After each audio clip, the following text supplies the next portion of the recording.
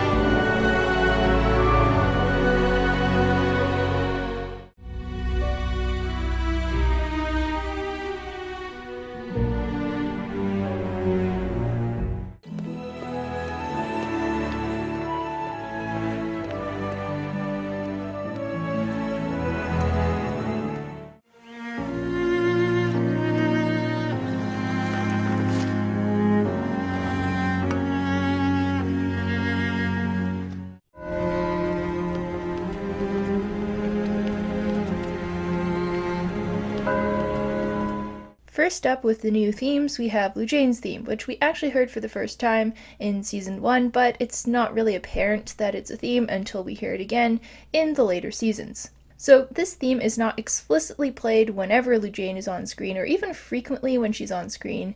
Instead, it seems to be associated with instances where she uses her magic, and this is often signaled by the glowing rotating star symbol. Anyhow, it's hard to pinpoint exactly what this theme corresponds to, but one of my theories on why we don't hear it more often is because I think it's associated with more serious use of illusion magic, and as we know, Lujanne often uses her illusion magic just to have fun or mess with people.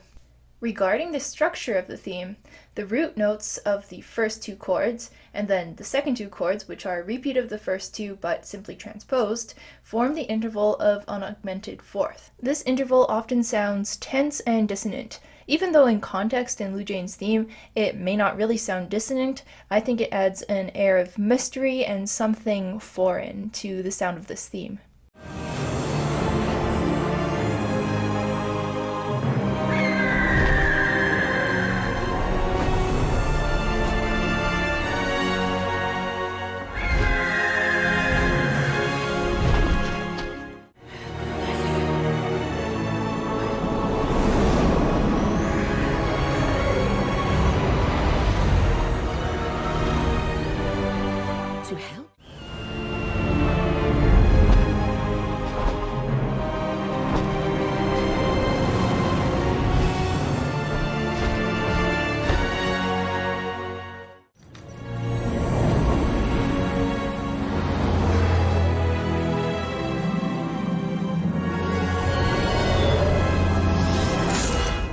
Next up we have the Moon Nexus theme.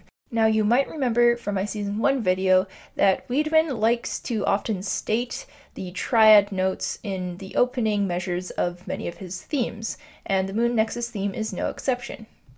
It begins with So Mi Do, which in my mind doesn't really make it that much of a standout theme, but we also don't really see it that often since the moon nexus is not featured on screen that often. Interestingly, I did catch a fragment of it when we are not looking at the moon nexus itself, which I think suggests that the creatures on screen are connected to the moon nexus somehow, if this isn't just a fluke. It reflects the moon perfectly.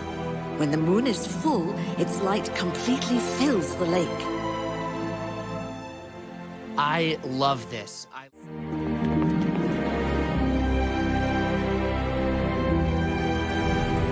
Wow. It's like the moon, but more here.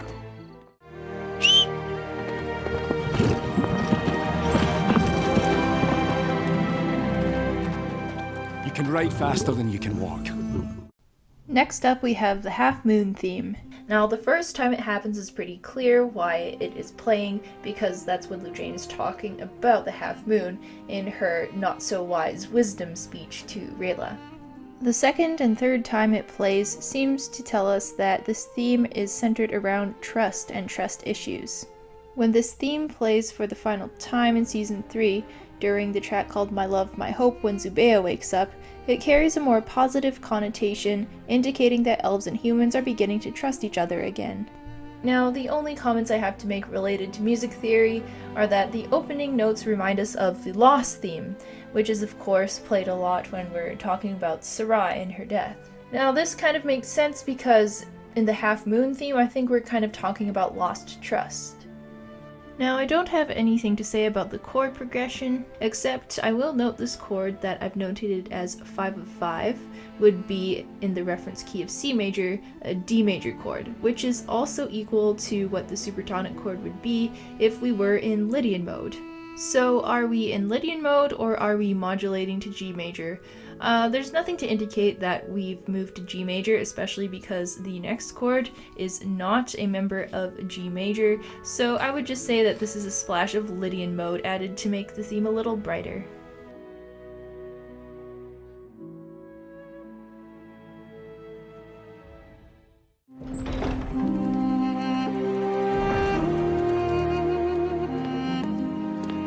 Lujanne, I need your help.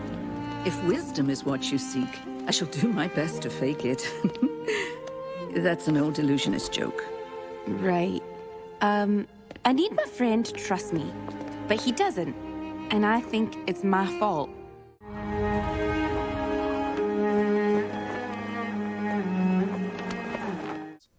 And you should stand next to me, as I know you will stand by me through anything. Is this a dream?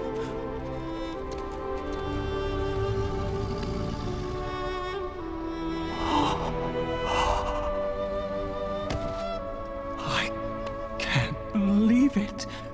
Elves and humans are here? And they've brought back my baby? Aaravos' theme is one of the easiest to pick out, as it involves piano unlike a lot of the other main themes, and it sounds more dissonant than a lot of the other themes. The chords in the bass are played quite heavily, such that I could imagine the marking is pesante. Sometimes we don't even get the melody and we just get the lower chords.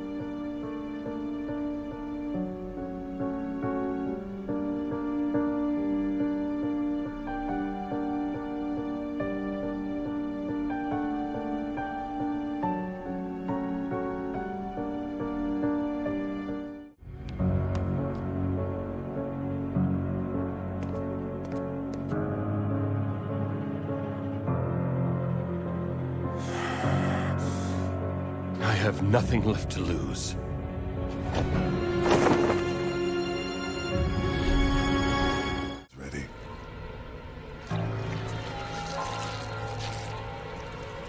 Open your eye.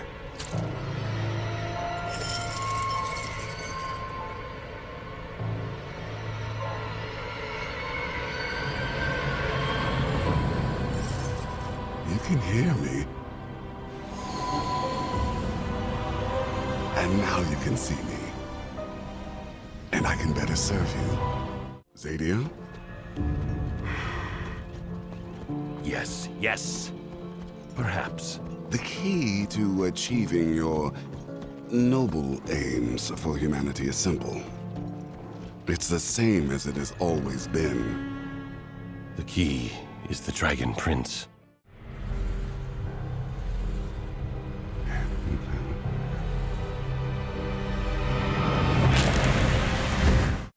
The very last theme that is introduced in seasons 1 to 3 of The Dragon Prince is Heartbloom, as far as my ears can tell.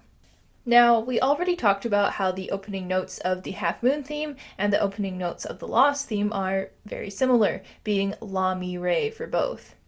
And for some reason, now we have this Heartbloom theme, and the opening notes are also La Mi Re. Now, from what I've seen in the show, I believe the Heartbloom theme relates to emotional moments that are happening in Rayla's family. And I suppose if you kind of go back to the first theme we heard with these opening notes, the Lost theme, this does kind of make sense because Rayla has a lot of loss in her family, and we see further loss in her family as the show develops. So it really is quite fitting. However, it does make the themes sound a little similar, although you can't really complain about that because this theme is just really beautiful. The way this melody is structured is we have a few notes at the bottom, we leap up, have a couple notes at the top, leap down, and we repeat this a few times. The intervals in these leaps are very melodic. For example, the first time we have a major sixth going up, a minor sixth coming down, then we have a major sixth going up again, and then when we hit that Mixolydian seventh chord, we hear a minor sixth going up. Now, not to say that we haven't heard the interval of a sixth, whether major or minor, in the themes thus far, because we have, but they're usually not the main method of moving around melodically. We hear a lot more thirds, fourths, and fifths, simply because there's a lot more triad work going on and just there's not an emphasis on these big leaps in melodies. So I believe this is one thing that makes Heartbloom stand out from the other tracks in the score, even if the opening notes are a little similar to a couple other themes.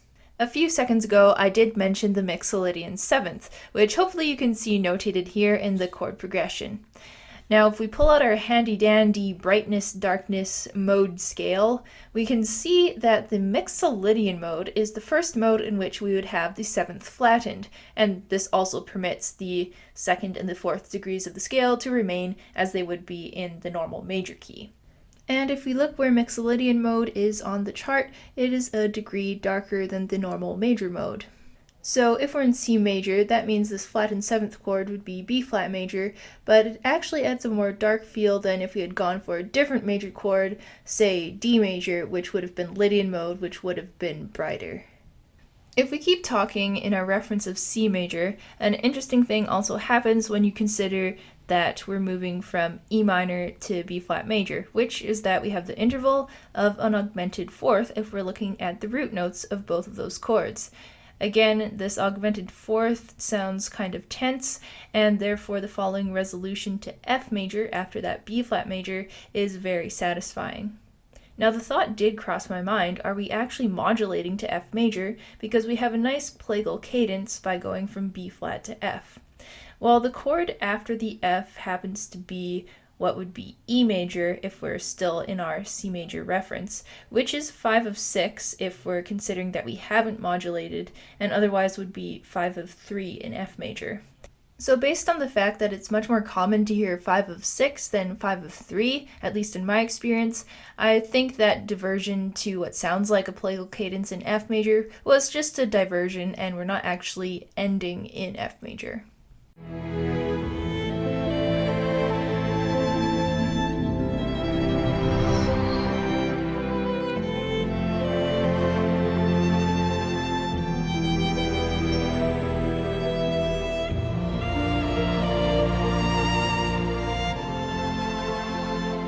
So, when all the others sank, and yours didn't, They thought I ran away, just like my parents.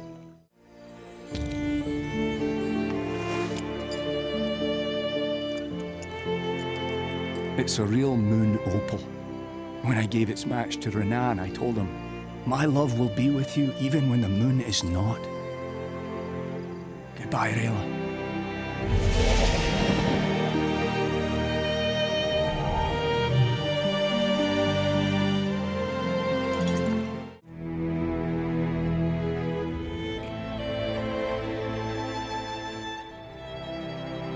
That's not what I was expecting. You were saying all those things.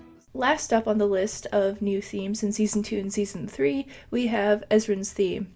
Now, I've put it last because I'm not super confident that it's an actual theme. It seems more like a couple of motifs that are associated with him in these seasons. So these two motifs come in, the first part being a snippet of the ascending passage from the pre-war variant of the main theme, and the second passage being a do ti la so melody, which is less frequently heard.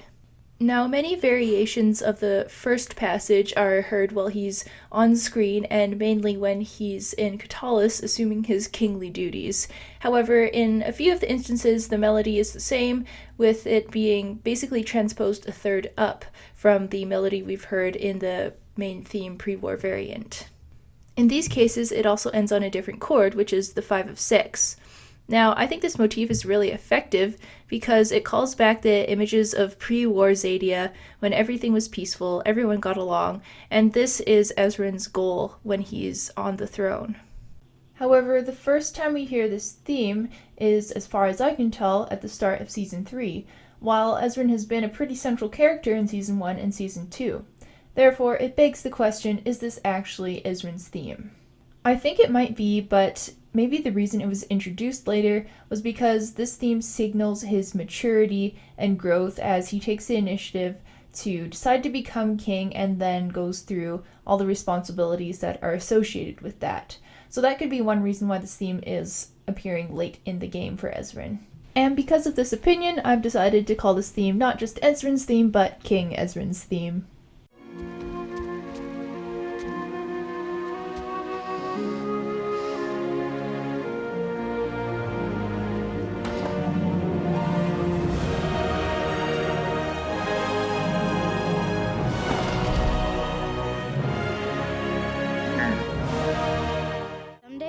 We'll make it there.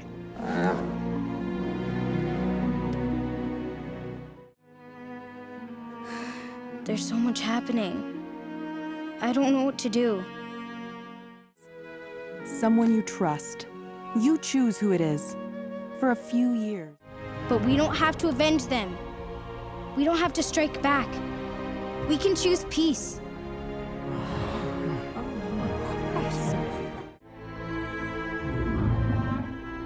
That's no triumph.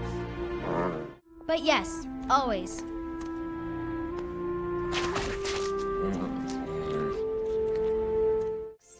When the time is right, she'll be reborn.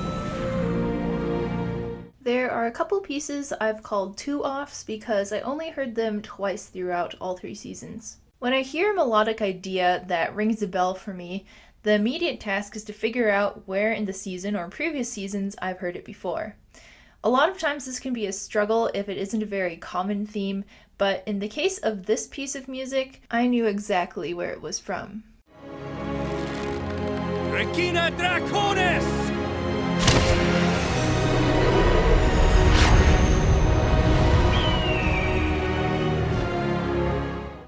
Regina Draconis!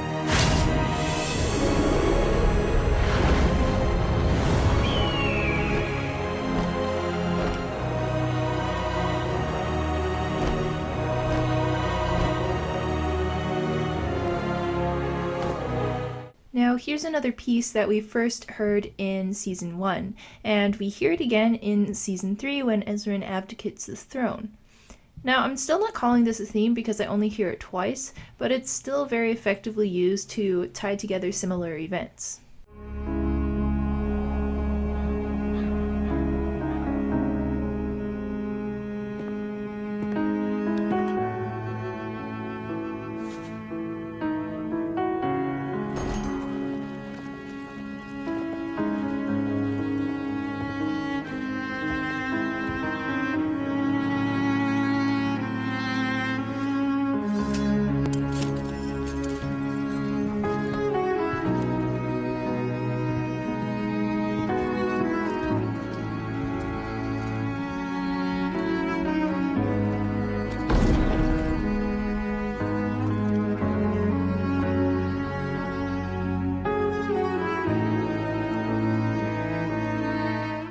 So I wanted to throw in a section about one-offs, which includes the distinct melodies that I seem to have heard only once throughout all 3 seasons. If I wanted to make it a very long section, I could, since there are lots of non-thematic melodies that occur throughout the series, but I think there are a few worth mentioning because they really stood out to me as a quality contender for thematic material, and I was surprised not to hear them again.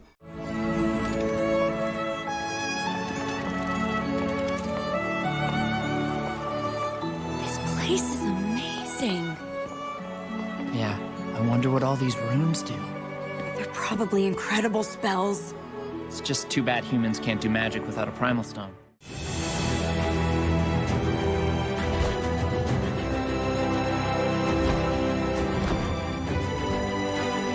It's okay, Zin. It's safe to come out now.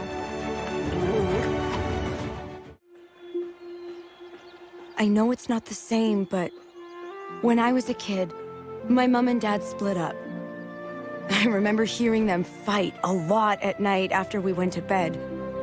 And then one day, they told us Mom was moving back to Del Bar, where her family was from. And then they said we had to choose. And Soren chose Dad. How could I choose? How could I do that? Go on. She said to me that justice was more than fair decisions and fair consequences. True justice was a fair system. Then she laid before me her scales, her sword, and her blindfold, and told me to choose. You chose the blindfold. I did. She said the blindfold gives us a way to test the system. Alright, so moving on to how Season 1 themes continue to be used in Season 2 and Season 3, first we're talking about the main theme. Now, of course, this one is going to be heard a lot. Not counting the opening credits, I noted down the use of the main theme 31 times in Season 2 and Season 3, and that's probably not all of it, because honestly I probably just got tired of noting down these because they happen so frequently. So in the following compilation, I'm just going to show a few of the notable cases where it was used for your interest. For the music theory aspect of the main theme, refer to my Season 1 video. I won't torture you again with that analysis here. A piece of it inside them. We call that piece an arcanum. Wait, what's an arcanum? It's like the secret of the primal, or its meaning.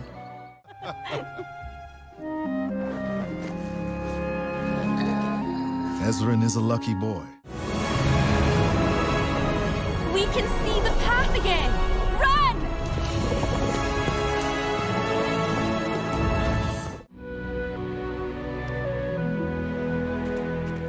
So please, allow him to pass into Zadia and help me take the Dragon Prince home. They're the ones that are going to break the cycle.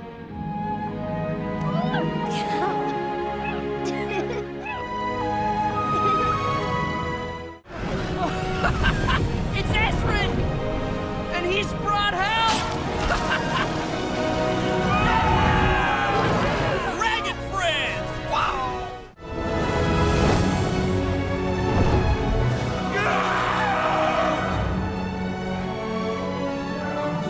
Close my eyes. I see fire raining down. Death and destruction everywhere. Rock is in fact a rare relic from Zadia. It's a piece of a great monster, a rocky giant who lives high in the mountains. With each step further into Zadia, my heart beat louder with excitement and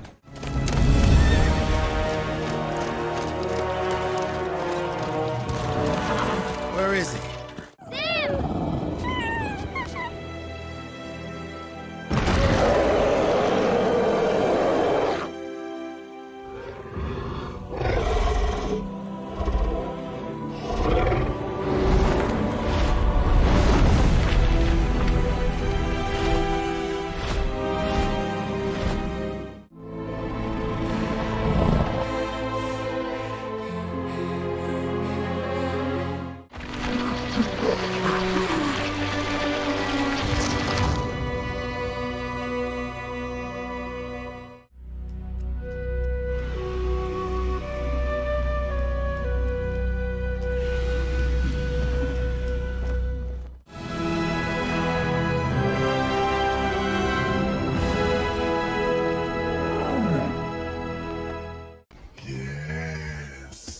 Now this moment gets its own special mention because it's something I wanted to see in the further seasons ever since hearing all these themes in Season 1, many of which were highly similar to each other, in which I thought, hey, you could blend Theme A with Theme B. Well, I was very pleased to hear this blend of the power to change everything and the main theme. Place in Zadia. Just like I have to take mine. Ezran. I wish I could go with you, but I can't. You and Rayla have to do this without me. I'll travel with the king and keep him safe. Ezran, are you sure? I'll miss you, Rayla, but I'll see you again. The Katolis family theme continues to be used very well in Season 2 and 3. Not only do we get it in flashbacks with Harrow and Sarai, but we also get it as Rayla is incorporated into the Katolis family, courtesy of Count. Shadows.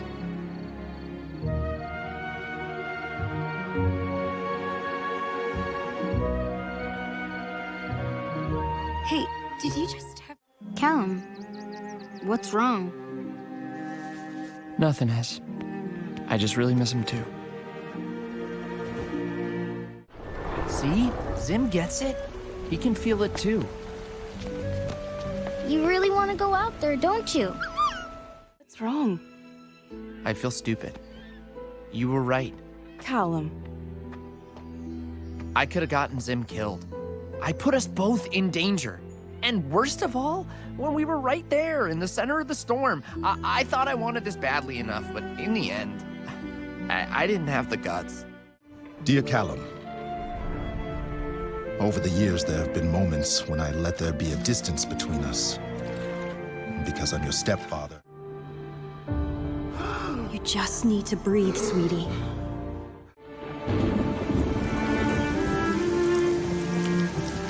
Come on, we've got to keep moving. What? I know about Dad. As soon as Zim is home, I'll come back to help you. I love you. I love you too. I will leave you with your grief.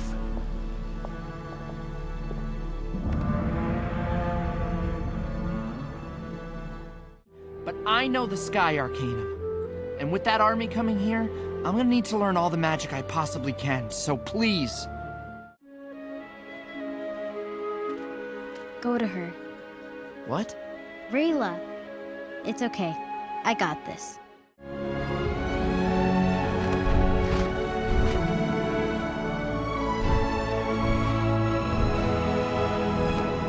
Fortunately, I didn't hear the Lost theme in Season 2 or Season 3, and I say fortunately because Callum and Ezran basically have no family left to lose at this point. What I did hear, though, in a flashback containing King Harrow, Sarai, and baby Ezran, is a melody that starts la-ti-do, like the Katolis family theme, but then goes mi-re-do-ti.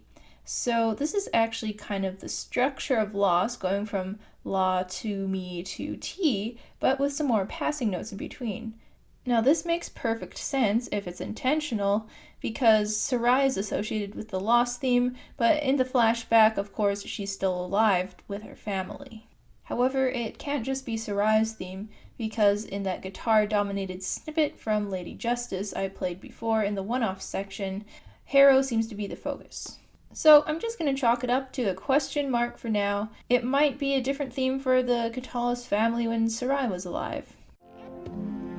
I brought you a surprise. Jelly tarts in bed? We are the king and queen now. We can do whatever we want. The Power to Change Everything theme is used as you would expect in Season 2 and Season 3.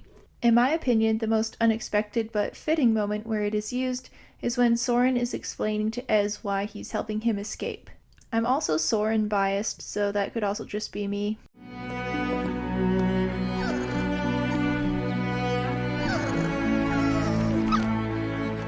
I wish you could come with me too. Advisors and scholars will tell you that history is a narrative of strength. They will recount stories of the rise and fall of nations and empires. There will be stories of armies and battles and decisive victories. But this isn't true strength. It's merely power. I now believe true strength is found in vulnerability, in forgiveness, in love. There is a beautiful upside-down truth, which is that these moments of purest strength appear as weakness to those who don't know better. But not this one. Not Callum. The only reason the Dragon Prince is alive is because of this human. He left his home and his family to save the egg. And he sacrificed everything so Ozymandias could be born. He's noble and true. As Crown Guard, it was my job to make sure that nothing happened to him, no matter what. So, when the Moon Shadow Elves came, I did everything I could to protect him. But it wasn't enough. I just don't want to fail you too. What? Take the Dragon Prince far away from here. Run, hide, survive. But we came all this way. Do you really think so?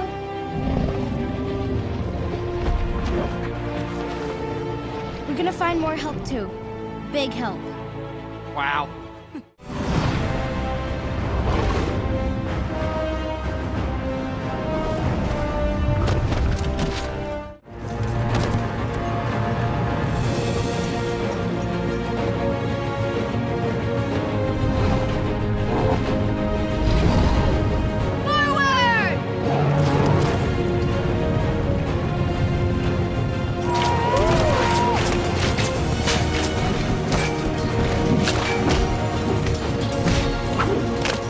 Rayla's theme is heard in two of the more popular tracks from Season 3, which are Silver Grove and Because She's Rayla.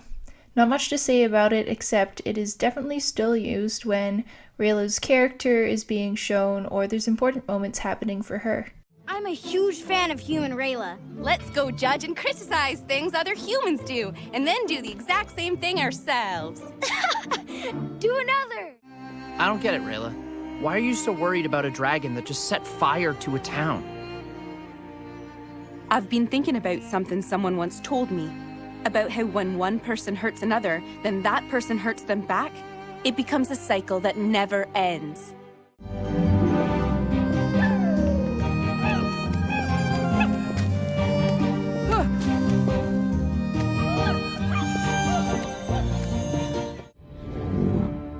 But at what cost? The necessary cost. Many lives.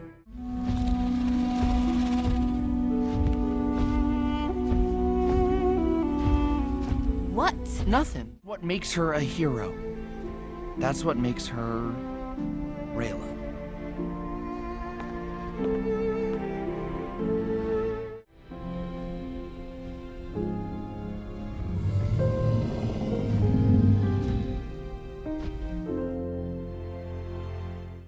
How it led to all of this. Being here. It hurts. What? You and Ezran should take Zim, but I can't leave. All of this happened because my parents ran away, so I have to stay and defend the Dragon Queen. And Zim is alive, all because of them.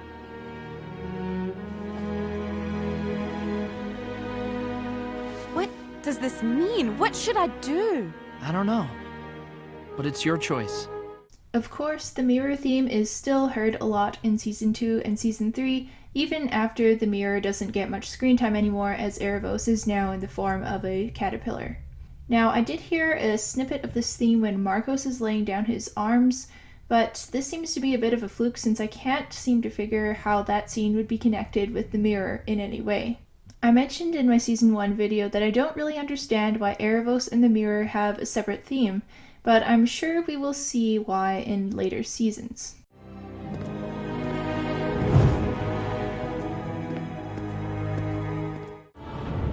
Aaravos.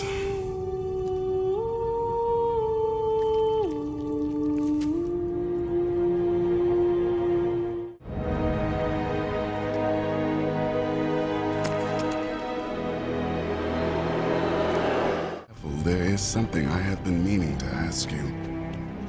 My understanding is that somehow you killed Avzandum. I've killed no such person. One.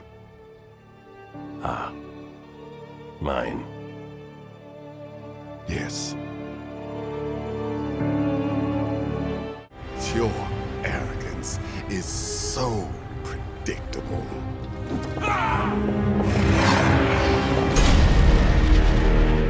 Then you brought him directly to the source of all your power. Oh, the irony is wonderful. Capture the Dragonling. I will show you how to take his power, how to imbue yourself with all its magic and potential, so that you will transcend the limits of your human form. Then none will dare stand against you. So Claudium, huh? Well, here it is.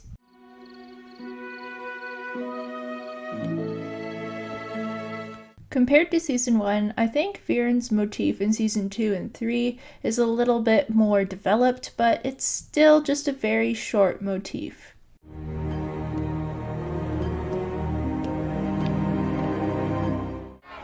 No, let them be! Let them return safely to their families. But even their families will know that they are deserters.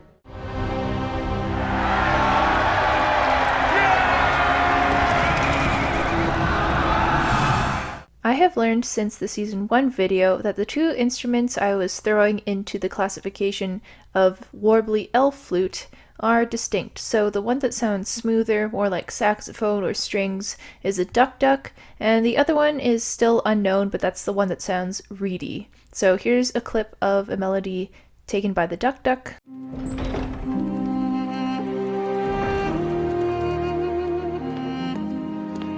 Lujanne, I need your help.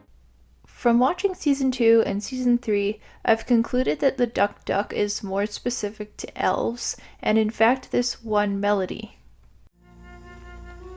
Yeah, it has to be a mistake.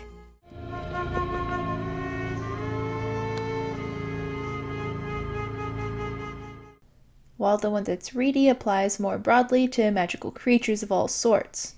However, we'd be here all day if I showed the majority of clips where I found the dukduk and or the reedy flute, so instead I've chosen a few places where the reedy flute is heard, and I've tried to organize them by largest interval to smallest interval, if that makes sense, and at the end I put a case where it is used where I don't really understand why.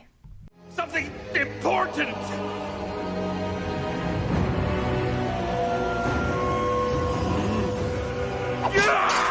Why should I trust you? I don't even know what you are. What are you doing? It's changing.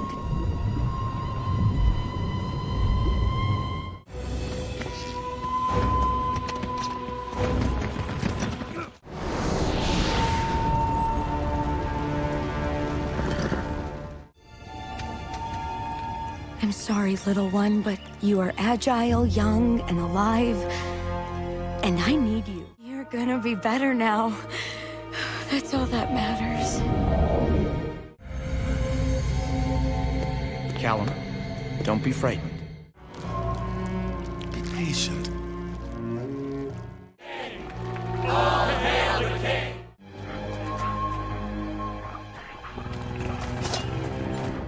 High Mage, I've brought someone who wishes to speak with you. And now let's go into a quick recap of other small elements that are also used in Season 2 and 3. First of all, Rayla's chase theme is something we don't hear a lot in Season 2 and 3, but here is one instance.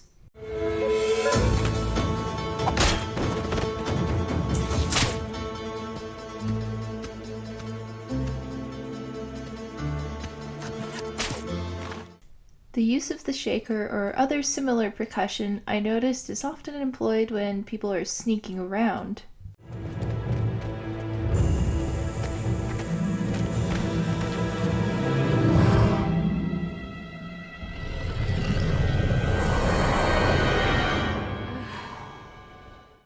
Of course, we also covered repeated trumpets as a way to indicate urgency in Season 1.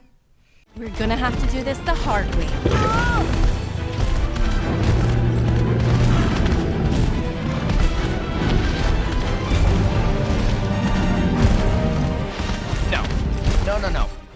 I can't remember if I mentioned this in Season 1 or not, but the upwards melody of Lati Do Mi is often used to represent urgency as well.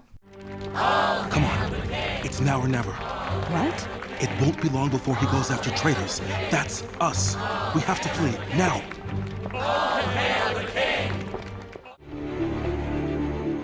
What are you doing? The humans are coming. We have to protect her.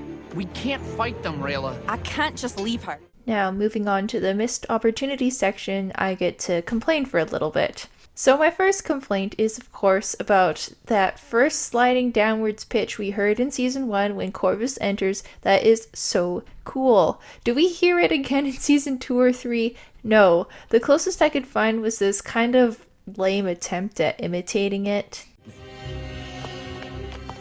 Oh, no.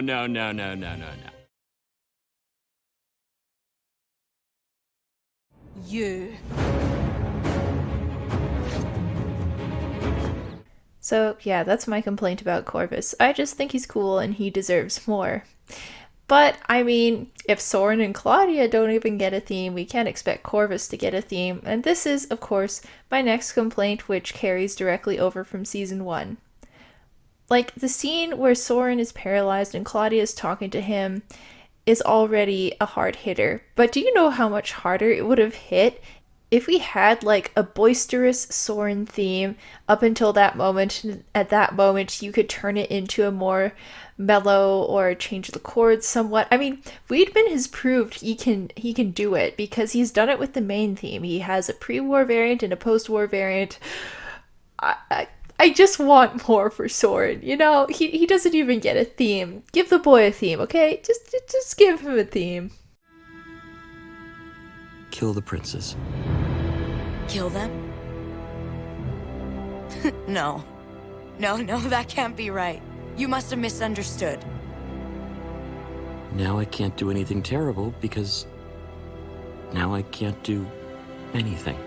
And continuing with my Mage Fam related complaints, the scene where Soren and Claudia are talking after their dad turns the army into fire monsters and Soren decides to leave Claudia, that is another huge hard hitter that I just really want some thematic backing for.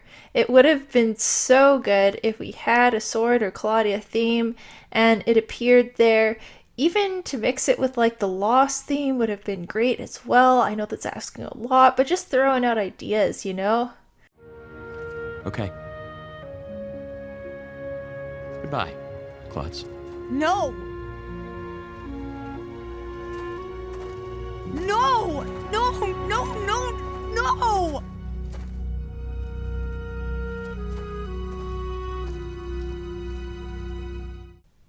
As well, I am a little salty that the Sunfire Elves didn't get something distinct associated with them. At times there is some unique percussion associated with their appearance, but nothing consistent as far as I can tell.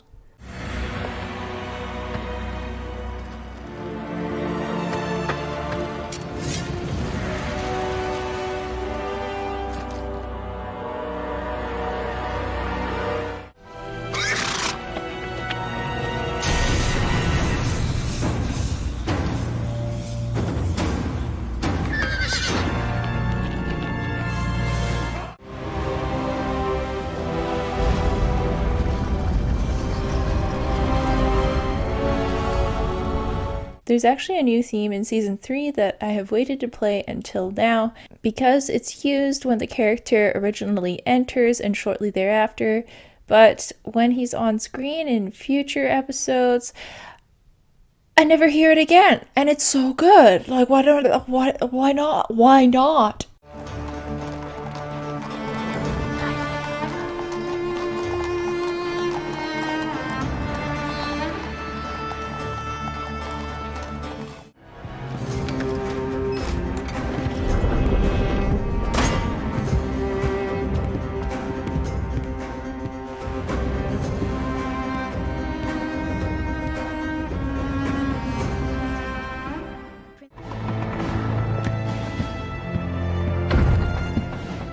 I'm here to deliver an ultimatum.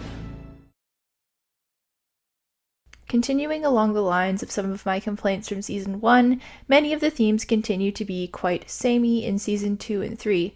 Particularly, the Half Moon theme shares a lot of similarities to, for example, the Lost theme. And while I can definitely see the reasoning for making some of the similar themes so similar, I feel like even if that hadn't been done, we could have still gotten the message and gotten the idea of the theme through the storytelling of the Dragon Prince. Overall, I was a lot more satisfied with the soundtrack from Season 2 and 3 compared to the soundtrack from Season 1, just because we get a few more themes that add diversity to the themes presented in Season 1, such as Aaravos' theme, which has diverse instrumentation, and as well it features a lot of dissonance, which is something we didn't hear a lot of in Season 1. And we also got Heartbloom, which I think stands out because of the melodic intervals I mentioned earlier. We also got the Lady Justice guitar piece, and some short-lived chromatic melodies with Kasev's initial theme. Overall, the existing themes I thought were very well used, particularly Power to Change Everything.